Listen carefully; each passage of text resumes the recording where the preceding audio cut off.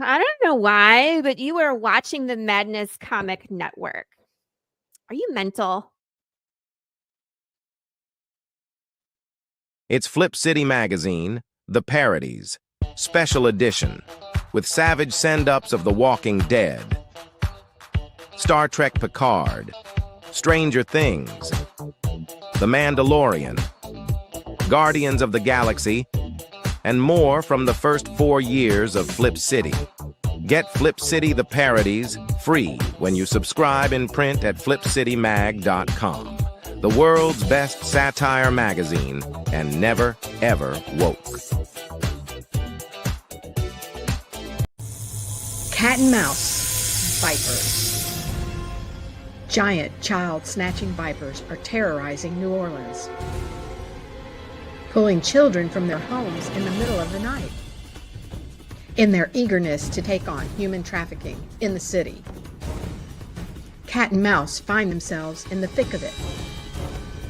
Crime, action, drama, with a smattering of superheroics. Now, like Roland Mann said, our head honcho here at Silverline, go do some backing, and we appreciate your support.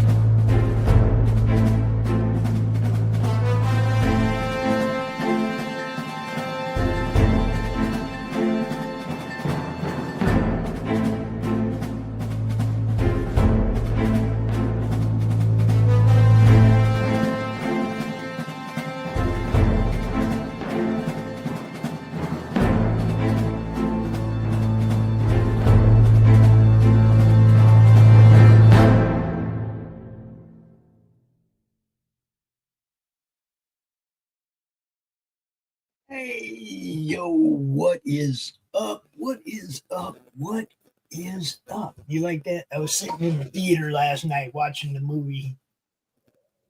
You like the background? You like that? Yes, definitely. During movie night on Pilled, I was sitting there like this Wanted to join you guys. You got to have fun with this stuff, people. You know, and if you can't have fun, it's just go play golf or something and feel better about yourself. Because I feel great about me. You know what I'm saying? Yes. I'm working my ass off, getting shit done. I try to get shit done. And so today we have a new co-host for the What's Your Issue show, Jonathan Skinner. And Jonathan joined us in the Slaughterville stream and brought a character to the Slaughterville game and just like jumped in. He's like, Pops, I want to get involved in what you guys are doing. I'm like, all right, we got you. But this today is kind of going to be a audition, a job interview / audition / let's see what this guy's got. Let's put him under fire. So I want the chat to chime in too. I want you guys to jump in, ask questions. Let's get to know Jonathan, but we're also, like I said, we're gonna put him under fire and I'm gonna make him interview me. So we're gonna find out what dude's got, right? We're gonna find out right here today. I'm looking forward to this. Oh, look. We had a blast yesterday in the game stream. Jonathan brought something new to the game. Not quite sure what it's going to be yet because he ran away. Came back after everything was all over, like, "Hi guys." In my defense, y'all were running into a house with a monster chasing you. You know what I'm saying? I was like, you only have to run faster than the other people. Y'all all went into a cage. I'm like, I'm out. See, I wanted to head to the parking lot. I know. I didn't want to go in the house either, but I figured I might find a little place where I could hide, do my thing, and relieve some stress. So the house was a good idea. Well, I'm not going to lie. My next plan, had the werewolf issue not solved itself, was climbing to the roof of the house and hiding in the chimney with my lasso. Yeah. I can see it. I can see you hiding. That was something. I figured that out yesterday. Poor kitty, poor kitty got dragged around and pushed and pulled all through everything, and she never got any say in anything that was happening to her the whole episode. It was horrible. It was, Kitty, go! You're pushing her, or you're dragging her behind you, or you're taking her spear away from her. You know what I mean? It's like, poor girl had no idea what was happening to her yesterday. No, Kitty had a migraine yesterday and just wasn't feeling it, but she will be back. She will be back. Don't count her out.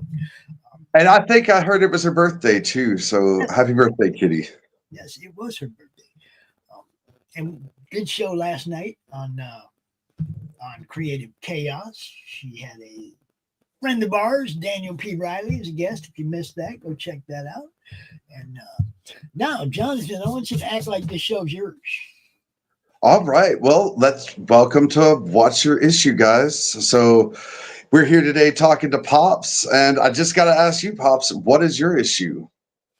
Oh, man, I got too many issues. We'd be here all freaking day. What is the issue? I mean, look, there's tons of things going on. People freaking out about different things, tariffs, and I only care about those as to how they affect comics. And my boy Chris, who's going to be here in a little while, just posted something that made a whole lot of sense, and I'm going to read it out loud because I wholeheartedly agree with his sentiment here. Now, he said, yeah, tariffs suck. They make things cost more. The thing is when he ships something to the UK or the EU or Canada, he has to pay like a 25% VAT. Okay, now these tariffs are reciprocal. What you charge us, we charge you. If you don't want the 25% on goods coming from Canada, then don't charge us an extra 25, send it to Canada. It was pretty simple. Either way, one way that Chris is solving this is to print in the US. Mm-hmm. Gamer people are upset about that, but not every game needs to be this overproduced megalith of monstrosity with minis and giant towers. He knows. He's bought them. And then he barely plays them. You go back to basics, people. Rethink this. Make the game fun first. You don't need all the extras for the people playing to have a good time. This will make manufacturing cheaper. You'd be able to print in the U.S. Also, he makes another point here at the bottom of this post where he says, when did people stop caring about slave wages and horrid treatment of workers in China? I guess as long as it's not Nike and it makes them their 5 times profit per game. But hey, tariffs are the problem, right? I absolutely agree. It seems that when it's on some of these issues that it's people forget the humanity side of it. The reason it's cheaper over there is because these people aren't paid, and the conditions are terrible, and we can do it better and with dignity. And I know a lot of creators are starting to do their own manufacturing and publishing, and it's good to see that happening here for sure. I can remember, not that long ago, a couple of years ago, I guess, when all that news broke. Oh, I guess it's probably been a couple of decades now. I don't know. All the news broke about all the slave labor at Nike and shit, and people started boycotting Nike. And I had just bought a pair of Nike golf shoes, and I was really proud of them. And then all that shit broke. Now I still have these for posterity. See what it says right there? Fuck Nike. Okay, I haven't bought Nike anything since. Okay, because I believed in the actual principle of what the boycott was about, which was this slave wage labor. Yep. Come on. Okay, so I feel the same way when it comes to printing in China. I feel the same way about that. It's like, yeah, it's cheaper. There's a reason. Okay, there is a reason. I want to be supporting U.S. companies that produce U.S. products that help grow our U.S. economy. That's all. I mean, it's not the only thing. Obviously, there's some things you can only get from other places, and you can't get your Sony PlayStation built in America. Sorry. Okay. And, you gamers, I'm sorry. I wish there was a gaming system built in the U.S. I wish we made chips and all that cool stuff here. Yep. Can I ask you, Pops, who do you recommend for, printing and game manufacturing? Is there anyone in the States that you recommend already doing this? I will let Chris talk about the game side of it.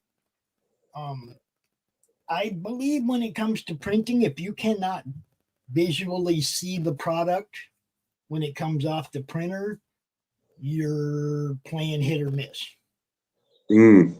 Okay, if you have a local printer that will do your stuff for you and you can see it come off the press and you know that it's good, that the quality is good before you start shipping them out, you're not getting a box of damaged stuff delivered to your house from 5 states away. Whatever. Okay. I believe in avoiding possible issues. It might cost you a little bit more, but what is you save in shipping? Yeah. It might cost you a little bit more to have it printed local, but what will it save you in shipping from 5 states away? A big old heavy box or 2 or 3. That's just right. Gonna cost money. Okay. I think they even out. I'd rather go pick them up myself. Avoid any possibility of the damages that shipping can sometimes bring you when somebody plays football with your box in the fucking warehouse. I'm just saying, stuff happens. Yep. So when it comes to the West Coast, I think there's a place called Heroes and Villains out of Arizona that's run by comic people. They know what comic people want. They're not a printer of, they print comic stuff. They print other stuff too, but you know what I'm saying. What's up? Yeah, What's happening? I'm gonna bring in this next our other guest for today, our other participant for today. Now East Coast, it's hit and miss. It's Mixum, it's Comics Wellspring, it's whoever. That's why I say local. Don't give them the opportunity to damage your product before you've even looked at it.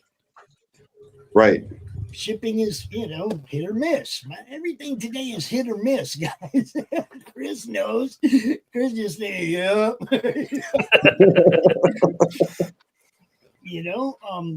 Chris, we were talking about U.S. printers. Yes. And he asked about games and comics. Now, I threw my opinion on comics out there. I've never had anything printed. If you really want to get somebody's opinion, you get RJ's. Mm-hmm. probably gotten stuff printed from everybody, and he would tell you whose quality is legit for price. Okay, that's who I would go to with that question. Seriously, and that's another of our corporate sponsors, RJ from Critical Black. Like a Like a troubadour. troubadour. There you go. The What's that? My troubadour. Beavis and Butthead shirt. Nice. OG. See? I got my Friday Yeah. shirt on. Nice. Friday shirt on. How's it going, Christopher? We're keeping it busy. Oh yeah. So the question that I just asked Pops was, who does he recommend for printing for comics? And he gave a few things, but when we're talking about made in the USA, in the States, not going overseas, is there someone that you would recommend to someone who is working on a game or a creative project for domestic printing? Well, sure, and that's a real. I don't want to go off. Please stop me if I go off on a tangent because I'm probably going to. Well, Because what's that is your a. issue. It is You a. get to- It's what's your issue. You It- get to go on a tangent. You're allowed. But it's really a weighted style question, only because it really depends on the style of game you're trying to make. And I actually did that post about that this morning. That was what led into this. I read it out loud. I read the post out loud, and that was what led into this conversation. So, Because so many people used to cry and complain, and I get it, believe me, I do, about the horrific treatment of people over in China, right? With the factories, they have to have suicide nets outside of Foxconn, right? Well, now because they can't charge their 5 times profit, they now want to complain about it. Well, no, I'm sorry, you don't get to. Okay, you decided you want to go over there because it's cheaper, because you can make so much more money on it, which I understand making money. Don't get me wrong, I'm a capitalist. But then now you have to deal with the consequences of this. It's a choice you made. Now, I can print in the US with somebody like, I use the Game Crafter for games, but if you're printing just cards, there are so many places that'll print you a deck of cards for $3-4, and you're telling me I can make you a game out of a deck of cards. I've done it. It's not that difficult. I've made games just on like choose your own adventure books. Ask Lori. She hates me with all fiery passion because she keeps dying in mine. And you can get those made cheaply in the United States. Now, I said you don't need these big miniatures. You don't need all of this bling in the games, but you can still get them made in the U.S. It is possible. There's a company. In fact, it was really weird because I was looking at the company. It's like Chuck Dixon likes this. I'm like, oh, that's pretty awesome. He likes the same one I do. But it's called Black Site Studios. They make a game called Don't Look Back, as well as Breacher, and a few others. Lunar is another one. But they're a miniatures company, and they print and produce their own miniatures in-house using this new method of printing minis that doesn't require so much injection molding. And it's a whole other thing. But you can get it done here. No, we don't have the infrastructure to do it with as many varieties as China does yet. But this is going to inspire, hopefully, others that have the means to make a company to do it, to bring those machines here. Yes. Yeah. Okay? Like there was a company, and I won't name the name, right down maybe a half an hour from me, who was going to start printing board games. And I said, good, I have this one here that I would like to print with you. Well, then they decided they're not going to get the equipment in, and they're not going to do it. Imagine if they had. Where would they be today now? They'd be one of the premier places to go to. But they didn't want to invest in it at the time because so many people were going overseas where they can get it for pennies on the dollar. Okay, so let's talk supply chain when shit goes bad. Okay? Like the microchips. Stuff from China, it sits in a container off the coast for weeks while everybody's trying to figure out what's going on. Mm-hmm. It happened. Well, It happened. It's happened multiple times, actually. We know it can happen. We know it will probably happen again. One way to eliminate that from happening to you is not to be having your stuff shipped over the ocean. Yeah.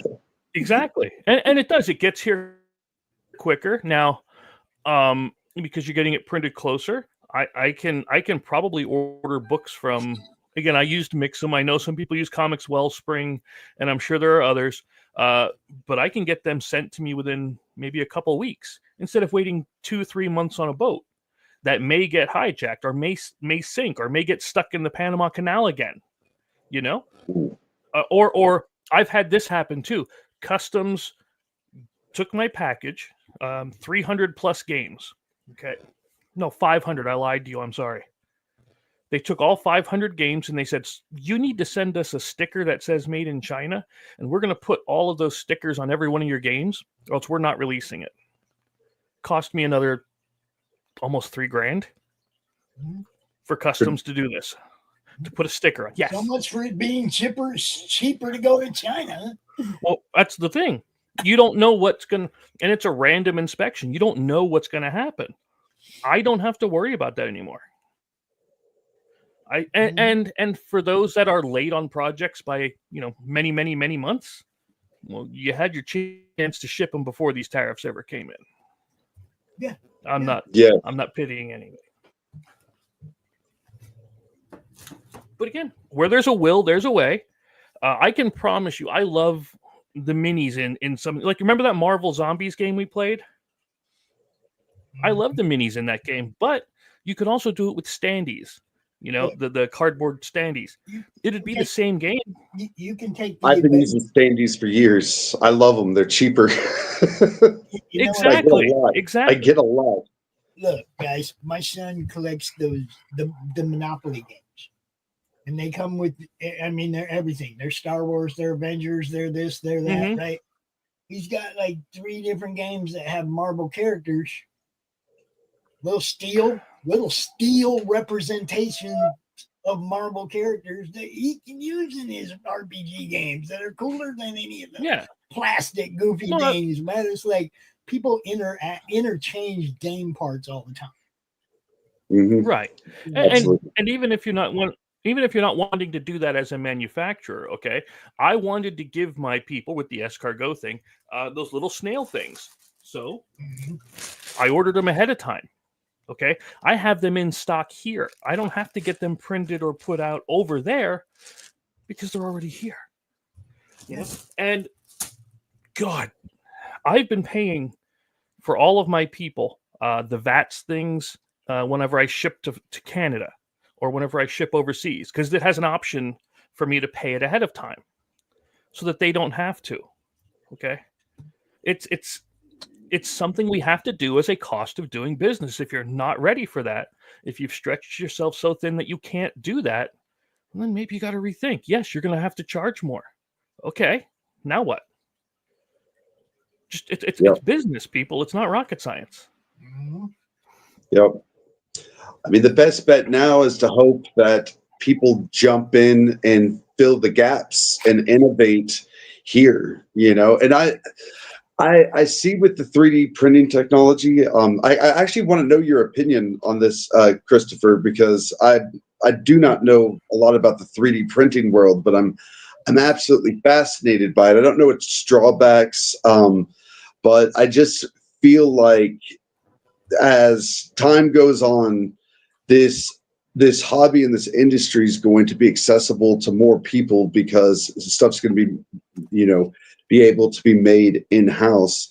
And is there a way to make that cheap enough so that it competes with overseas?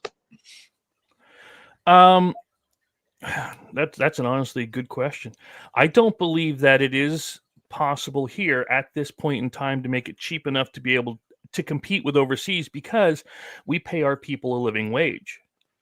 Right? We pay our people we're not paying them pennies on the dollar to do these assemblies. And I'm not saying it anything against the people over here. It's you don't want to be that company that does that.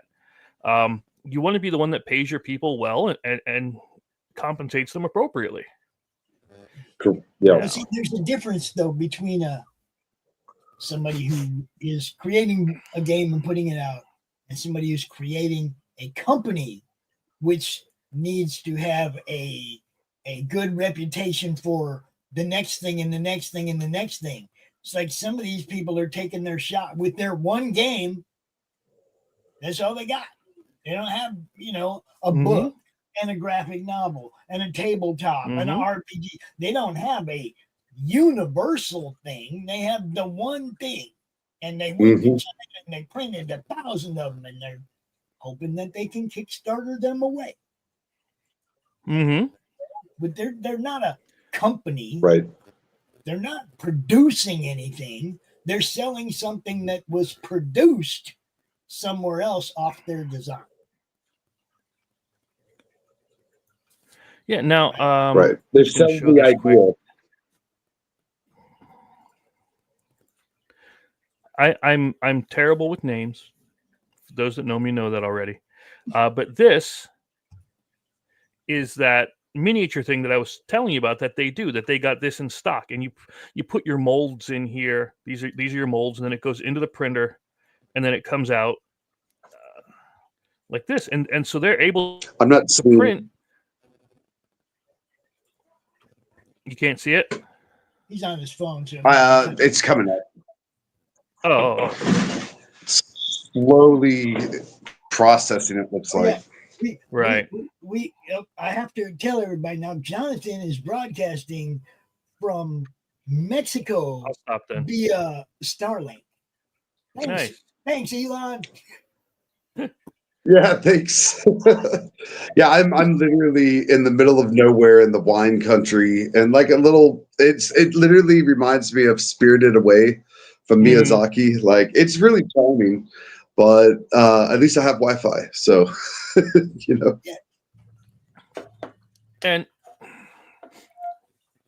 the thing is, what we have to do as I'm wondering what things will happen to the toys, etc. for it freaking figures.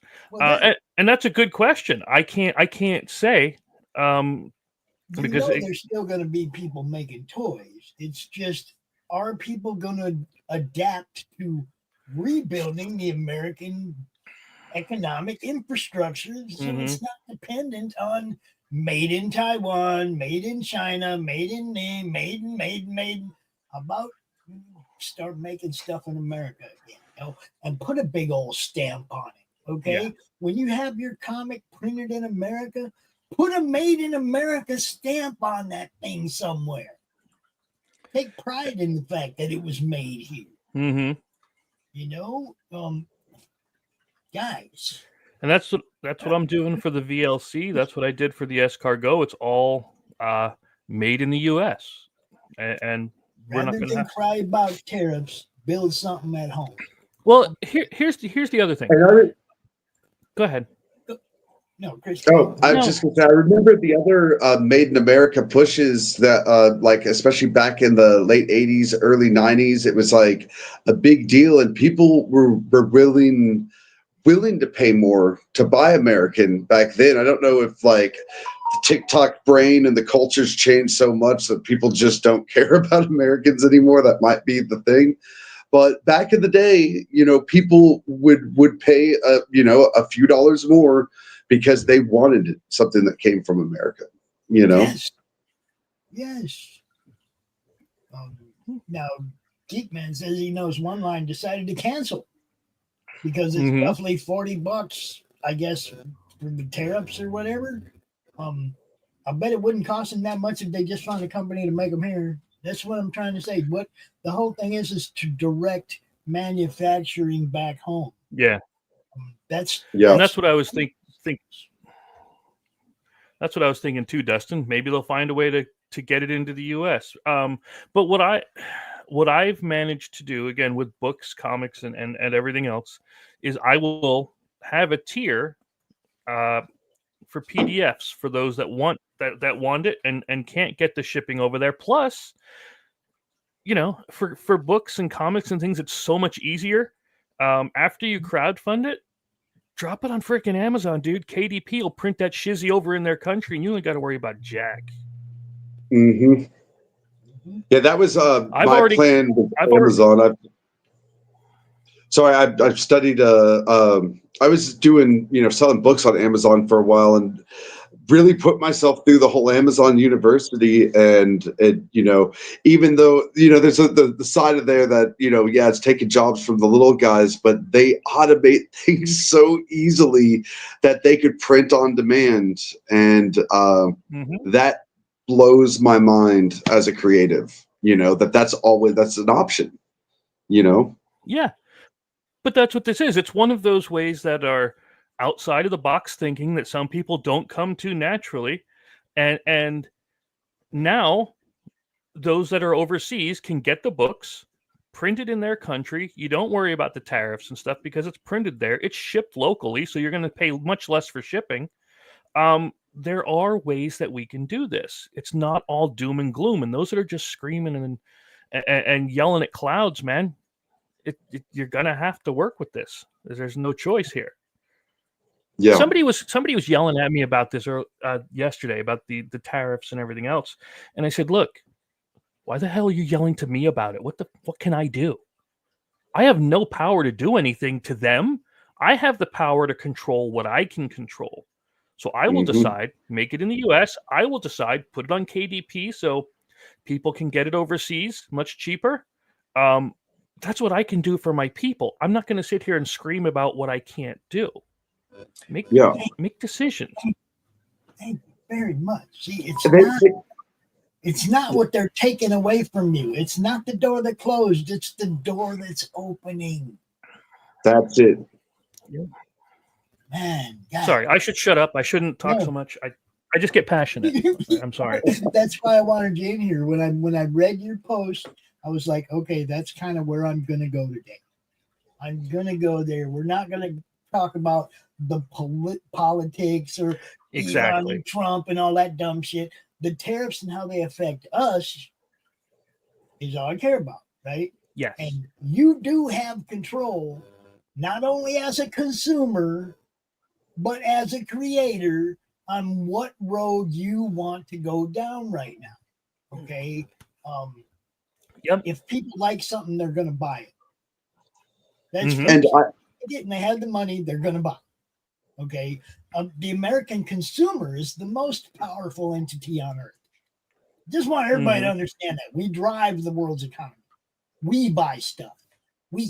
Why? Because we pay living wages to our people so that they can buy stuff.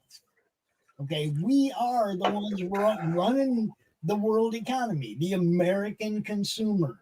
And when people start shitting on the American consumer, we're not going to help you anymore.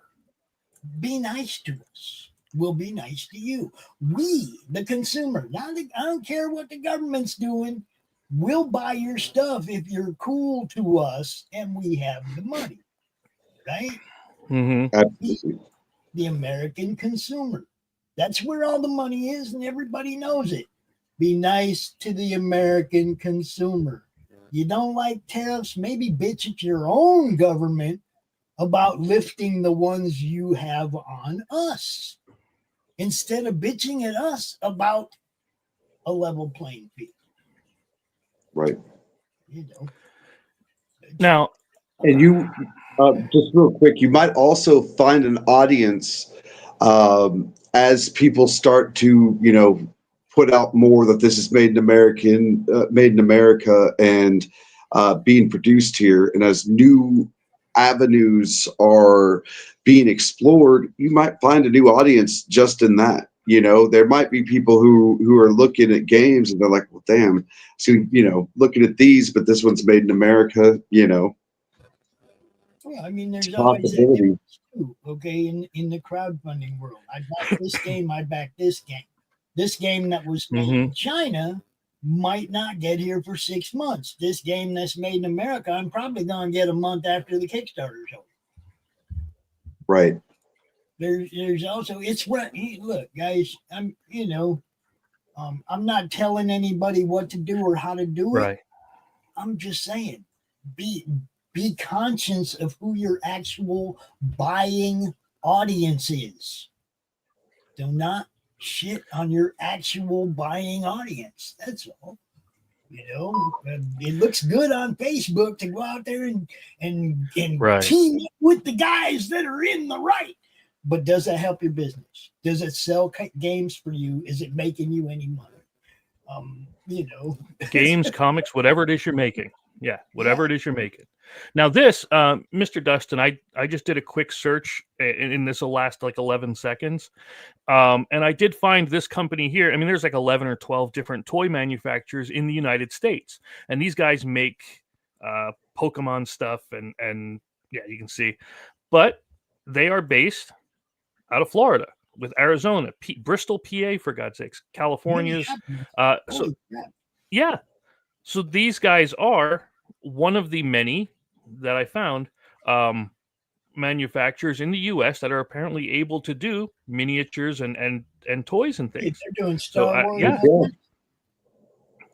Yeah. So there's ways for them to do it. Squishmallow. Oh my God, my kid has too many of these forking Squishmallows. Hello Kitty, come on, man. But yeah, and that's not the only one. Like I said, I found about 11 or 12 other ones that will manufacture toys in the U.S. But the problem is, are they going to be a little more expensive being made in the U.S.? Absolutely, of course. Like I found a board game company that will produce in the U.S., but they want a 5,000 copy minimum order. Now I can almost promise, I can't, of course, because I don't work for them. But I can almost promise with these tariffs and things coming in, you're going to find more companies that are lowering that minimum order quantity for smaller publishers that need it. Yes. And that's gonna make it more affordable for everybody. Of course it would. The first person that does that is going to be Bank. Yep. But what do I know? I'm half retarded. Well, it's based on volume, right? How much money you make is based on the volume that goes out the door. Right? Mm-hmm. It's not how much you bring in the door. How much goes out the door. Yeah. and I did my pricing. And it's honestly, you pay a little bit more to get it made in the United States than what it would cost for me to get the same amount printed in China, shipped overseas, go through customs, get a freight forwarder, a customs forwarder, and get all of this stuff then shipped to my house, and then I got to send it out later. Whereas I get it printed here in the U.S., they'll drop it off with FedEx or UPS or post office. Okay, and it costs maybe a little more, but it's relatively, it's not as bad as people are making it out. Your train won't be derailed right there in your own home state. None of that'll happen, right? I mean, here's hoping. I am a huge proponent of talking to your closest local printer that does comics, games, whatever, the closest one to you. Go in, give them your designs face to face, see what they can bring off the printer as a proof, and go from there. Okay, right? You didn't have to buy 5,000 to see a proof copy, right? Nope. Right. Okay. And then you go from there. You say, hey, we need to fix this. We need to make this better or whatever. And then you go back, you develop a game, man. And just like that gentleman that calls, what did you tell me? He calls 3 or 4 different comic book shops every day. Oh, yeah. 5 a day. Okay. Just like 5. Forgive me. 5. Yes. Just like him calling 5 a day. Until you find the person you want to print your things, just make those calls or do those searches. You know, reach out to them. You'll find one that is willing to do it. You're going to find that quote unquote maverick that's willing to take on this extra because they can see this is where the trajectory is going. Or because they're hurting and just need some work. You don't want to slow the printers down. I mean, some people still have old school printers. They got to roll. They got to constantly roll. I mean, speaking of constantly rolling, that's different. It's kind of what we do around here, huh? Did we want to talk about Slaughterville before the end of the hour? We have the VLC coming out, and we had look, yesterday was Jonathan's first day playing the RPG with us live. What'd you think? Go ahead. What'd you think? It was fun, absolutely fun. I was thinking about it all day. I had to start out with I woke up. First off, I'm in rural Mexico. So I wake up that morning and it is just pouring the cloud. It was just pitch black outside. I woke up to horror movie weather, and it was still drizzling while we were doing the game. So it was kind of that vibe. So that was kind of cool. A little bit of never ending story type atmosphere going on over here. But I absolutely loved it. I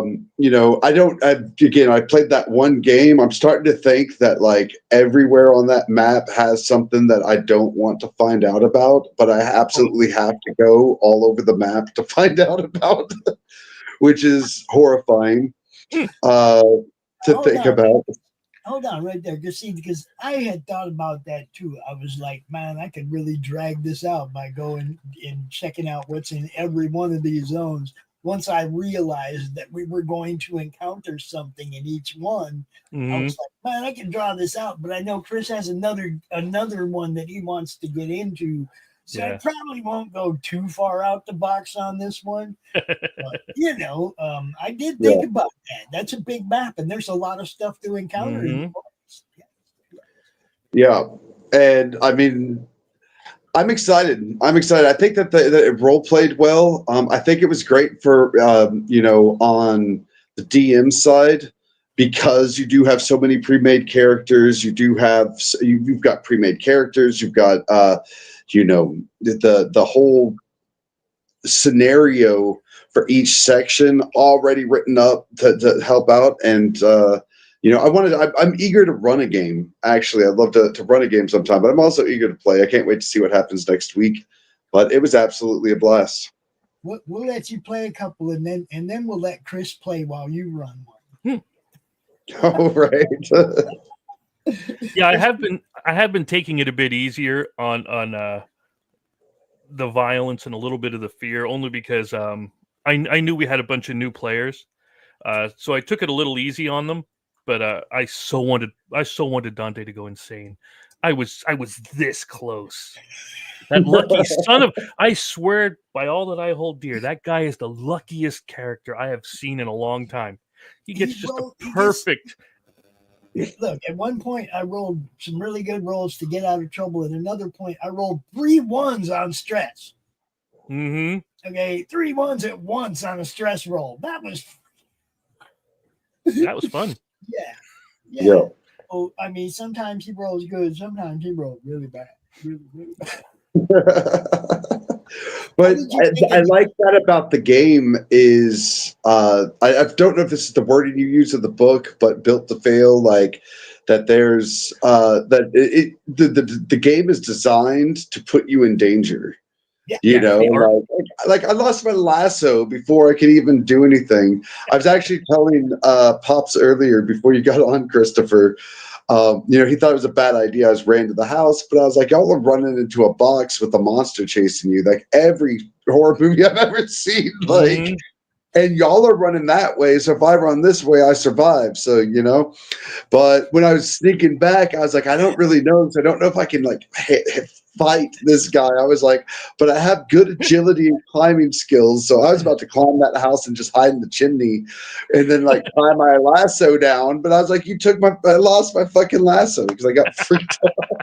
I'm sitting here looking at him and I'm thinking, okay, he jumped into the next zone and he realized that wasn't a good idea and he came back. Okay? He came back. The problem is that werewolf decided to run in your direction. Like Chris said, he was being nice to you. He could have had your direction. Wow. You see what I'm saying? Would have been different. But we call it the art of failure. Yeah, the art of failure. Yeah, I knew the term was different. What do you think, Jonathan, of the game mechanics themselves? very functional. So I had one of my buddies, he was watching the stream and he texted me and he's like, "Is this the Gamma World system?" And I'm like, "I have absolutely no idea what that means." I have no context to that. And he was like, "It's A, B, C, D," and like, and I was like, "Okay, that maybe," you know, but that's simple. But I do like it. I mean, but the thing, you know, I like making characters with strengths and weaknesses, and like this character is so dumb, so incredibly dumb. It's like, and it's like in this one, it's wits. It's not even intelligence; it's wits. You know, and so I mean, I feel like the scaredy cat thing's kind of the vibe of the character. Like he's kind of a douche. You know, like he's out for himself. Like he's just looking. The single mother.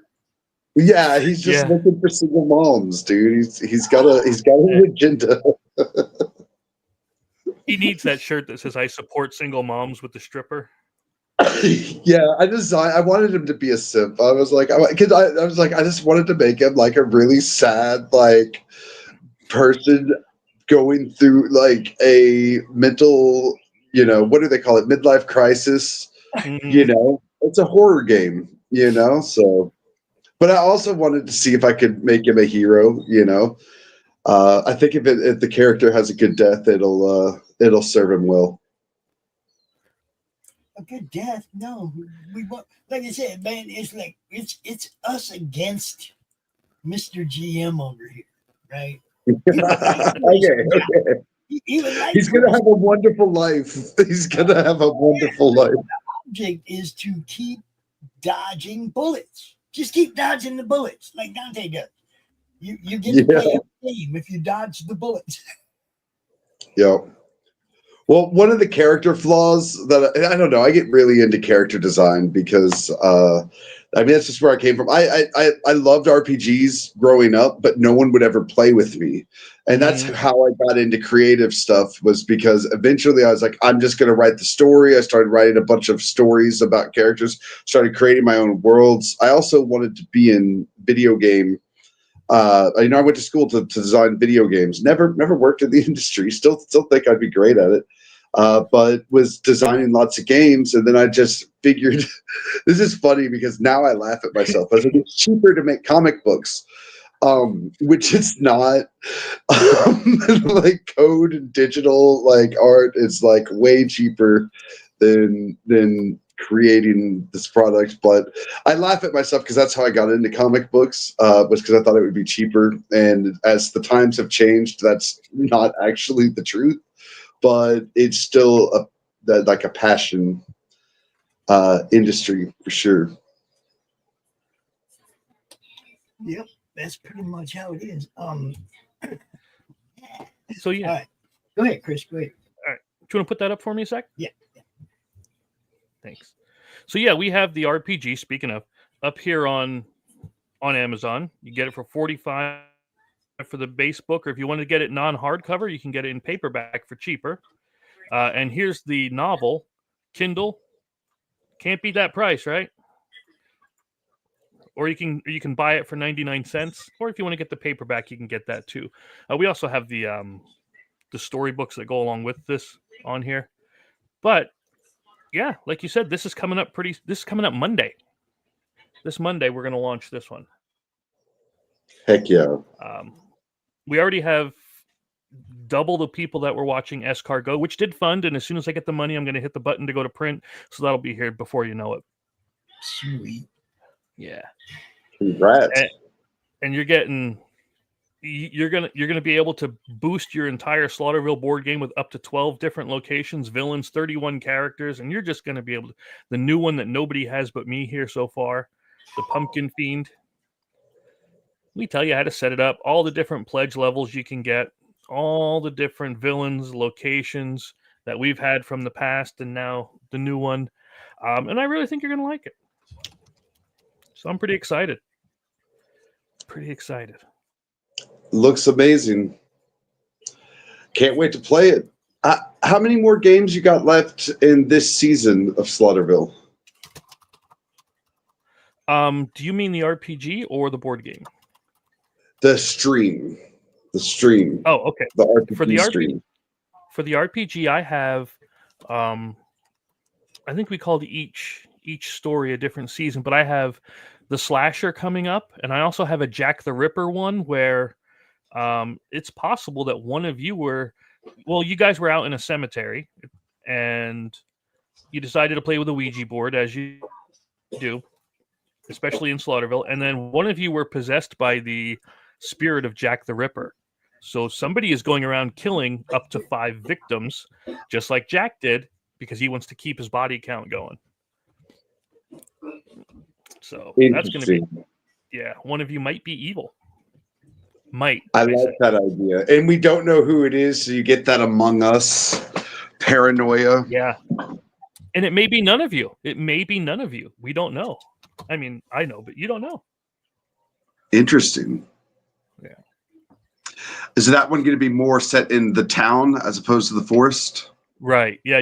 It'll span pretty much anywhere in the town you wish to go, and that's going to be so open that it's going to be fun. It's going to be a lot more fun than just being confined into the forest. But yeah, the forest one was meant to be an intro story, so you get used to the mechanics and get used to moving around and doing what you need to do. Same with the slasher that's in the main book, which you should have that one, and Jack's in the main book as well. But that's a more in-depth story. Awesome. Yeah. Well, you can get them. All you need to do is head on over. Definitely going to go check it out. And where did you say we can pick them up again? Besides it's just the crowdfund right now. For the RPG books, you can get them on Amazon, or you can get them through me. Either one. All right. And we're gonna be crowdfunding book 2 for the RPG in September. I'm gonna call it the Tourist's Guide. I have a whole big layout plan. It's pretty cool. I should have been a tourist. Mm-hmm. It's going to introduce all the stuff from Slaughterville 2 board game into the RPG. So that's what the Tourist Guide is going to be. Oh, that's going to be amazing. In addition to the that's Moonlit Night. That's New Neighbors. That's Faye. This is the one that first introduced Dante and Karen, and is not available anywhere until that campaign. This is the only. I printed it out to test it, and we played it, and then so that'll also be available in that campaign in September. So I'm pretty excited. Well, y'all stay with the network to keep in touch and see all these amazing projects we got coming out here. Yep. Sorry, I'm whited out because of the table lights here. The lights. Actually, yeah, I really am that pale though. I get a sunburn from the refrigerator light. You know what I mean? It's pretty bad. Absolutely understand that. But I'm also going to be writing a story for Doc. I wrote one for Lori. I'm writing an adventure for Faye, which is Jay's RPG. He's gonna be talking to me about that. We're gonna try to get him on to run one. Yeah, we have a lot coming. Yeah, I didn't tell you about that one ahead of time because I was working it to get everything ready. And then I'm just giving you guys shit. Oh, collaborating. dude. If I'm not used to guys giving each other stuff, you know what I mean? That's. I grew up in the '80s. You know, we called each other everything that was the worst thing imaginable.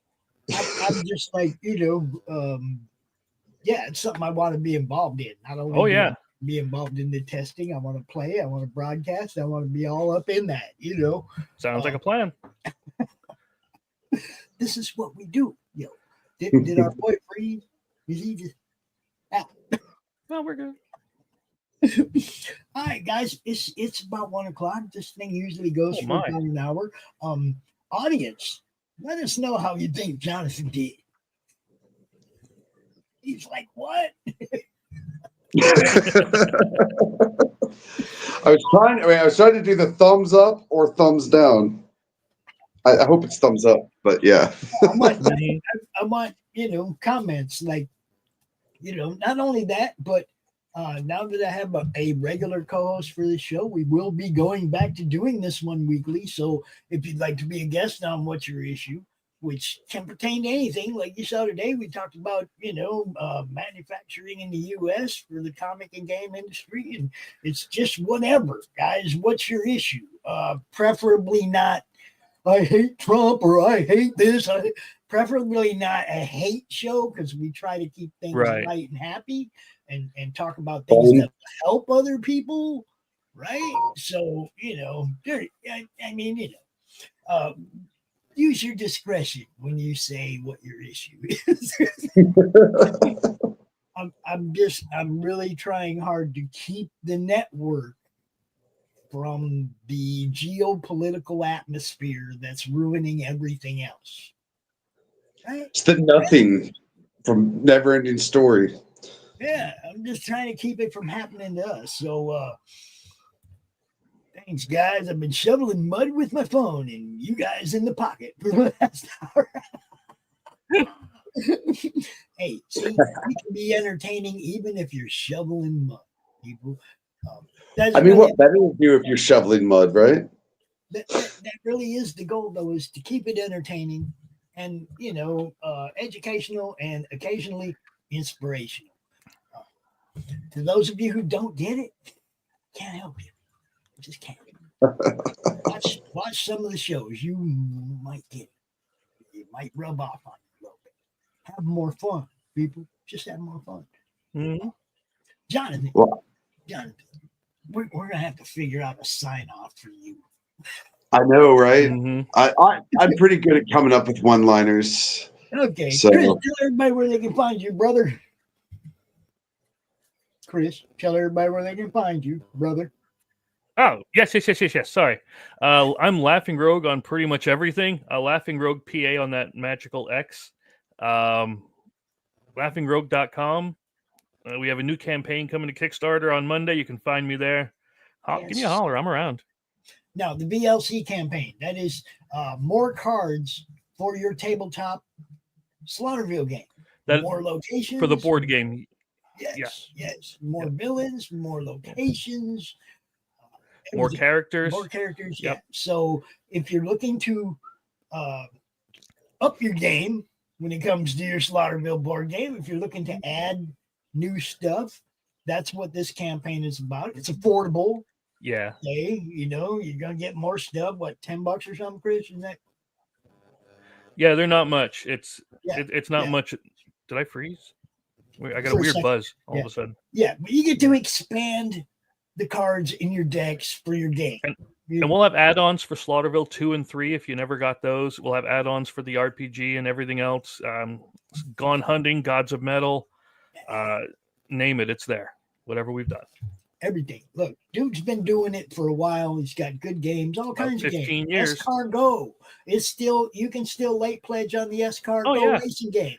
Yeah. Go get that. Look, guys, go check out Laughing Rogue. There's tons of stuff there. There's books, there's comic books, there's graphic novels, there's just all of it. Go check it out. Chris ain't letting nobody down either. It's always delivered. Right? Every time. I'm Pops. Let's see what we got later tonight. Killer freaking Karen, yo. Yeah. Oh my God, with Deece Casillas as a guest. If y'all don't know who Deece is, he's a stand-up comedian that really did well with Karen. It was good stuff. Can't wait to see it. She stole Dante's shipment of gummies. That son of a. Yeah, she stole it from the basement door. Interesting episode. People watch. Don't not watch this one. You're gonna want to watch this. 7 p.m. Eastern on the network. Followed up by what do we got tonight? Oh, jeez. I have to look at my schedule. Sometimes I even forget what all we got on any given day. So let's see, it's Friday. Oh my God. Yeah, we got Killer Karen and ADHD Theater, where we will talk about the movie we watched last night, Electric State, which was pretty freaking good. I ain't gonna lie. Had a good time. We got Freewheeling Friday at 11 with with our boy Brian Permison. So, 3 good shows later tonight, people. We hope you all have a great weekend. We're going to be back. That's all. Jonathan, take us out of here, bro. Thank you guys so much, man. It's been great on here. Hope to see y'all here next week, and keep it real, guys. Talk to y'all soon. Don't forget, Monday evening over there on Laughing Road. Monday.